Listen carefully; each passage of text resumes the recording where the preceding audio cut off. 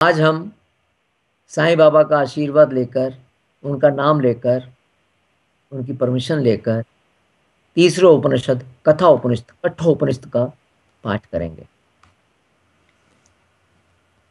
इसे कथा उपनिषद इसलिए कहा गया है क्योंकि ये कथा के द्वारा तथा कुछ डायलॉग्स यमराज जी और नचिकेता के बीच उनके द्वारा इसे समझाया गया है।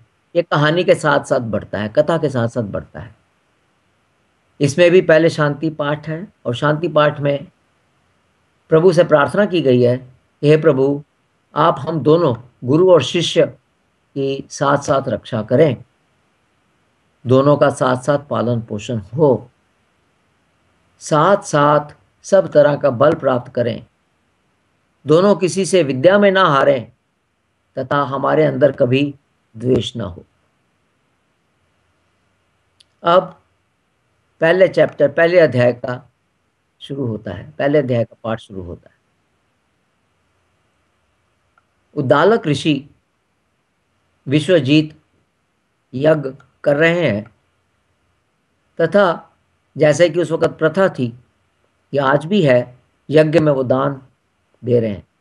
दान में वो गौएं दान दे रहे हैं, लेकिन जो गौएं दान में दी जा रही हैं वो कमजोर, बूढ़ी और बीमार गैया हैं। वहां उनके पास बैठा हुआ उनका पुत्र नचिकेता यह देखकर दुखी होता है और सोचता है कि मैं अपने पिता को इस बुरे कर्म से, इस अनिष्टकारी कर्म से कैसे बचाऊं। वो सोचता है कि उन्हें बचाने के लिए मैं अपना बलिदान भी दे दूं तब भी ठीक है, तो क्योंकि यही मेरा धर्म है। तो पहली बात जो इस उपनिषद में हमें पता चलती है कि अगर पिता बुरा कर्म कर रहा है तो पुत्र का भी धर्म है कि वो पिता को उस बुरे कर्म से रोके। आमतौर पर यही कहा गया है कि पिता का धर्म है पुत्र को बुरे कर्म से रोके, लेकिन यहाँ पर टू वे प्रोसेस बताया है। पिता बुरा कर रहा है तो पुत्र को रोकना चाहिए, पुता, और अगर पुत्र बुरा कर रहा है तो पिता को रोकना चाहिए। तो क्या हुआ, वो अपने पिता से कहता है, हे पिता, आप धन दान में दे रहे हैं, मैं भी आपका धन हूं, आप मुझे किसे देते हैं। ये बात सुनकर पिता उसको इग्नोर करते हैं, उस पर ध्यान नहीं देते। तो नचिकेता इस बात को फिर दोहराता है और फिर दोहराता है।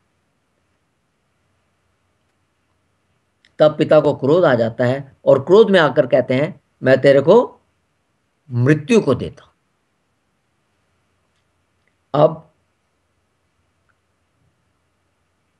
पुत्र ने पिता का यह धर्म, यह वचन सत्य करना है, लेकिन नचिकेता को यह पता है कि अगर मैं पिता के कहे अनुसार, जो उन्होंने यज्ञ में मुझे मृत्यु को दिया है, जाता हूं तो पिता जरूर दुखी होंगे। इसलिए वो सोचता कि मैंने इनका शोक भी दूर करना है, इनका दुख भी दूर करना है। अतः पिता के पास जाकर कहता है कि इस नाशवान जीवन के लिए मनुष्य को अपने कर्तव्य का कभी भी त्याग नहीं करना चाहिए। तो यहां पर क्या है खास बात, कि कर्तव्य जीवन से, अपने शरीर से बड़ा है। अगर हमारा कर्तव्य हमें मजबूर करता है तो शरीर को भी हम छोड़ सकते हैं, ये नहीं कि शरीर के साथ जुड़े रहें और कर्तव्य को तोड़ दें, कर्तव्य को छोड़ दें। इस प्रकार पिता को समझाकर पुत्र नचिकेता पिता की आज्ञा लेकर यमद्वार चला जाता है। उस वक्त यमराज कहीं बाहर गए हुए थे।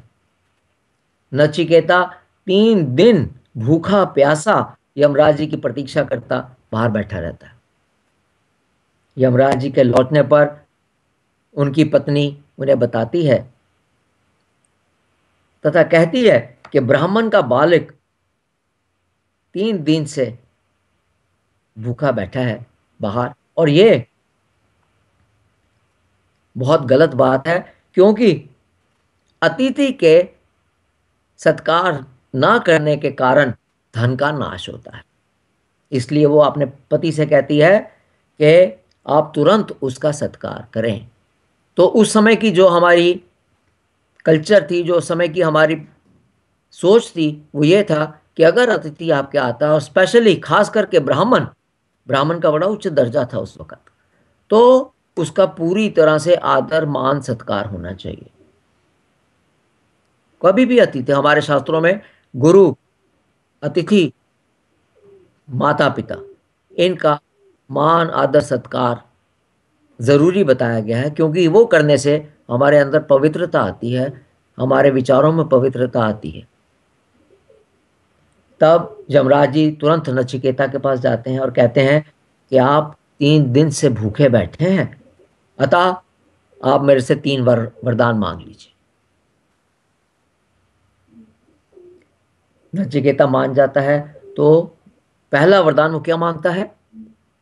मेरे पिता मेरे प्रति शांत हो जाएं, क्रोध रहित हो जाएं, और जब मैं घर वापस जाऊं तो मुझे पहले जैसे ही ट्रीट करें, मुझे पहले जैसा ही व्यवहार करें, मेरे से पहले जैसा ही व्यवहार करें। तो पहला वरदान क्या मांगा नचिकेता ने?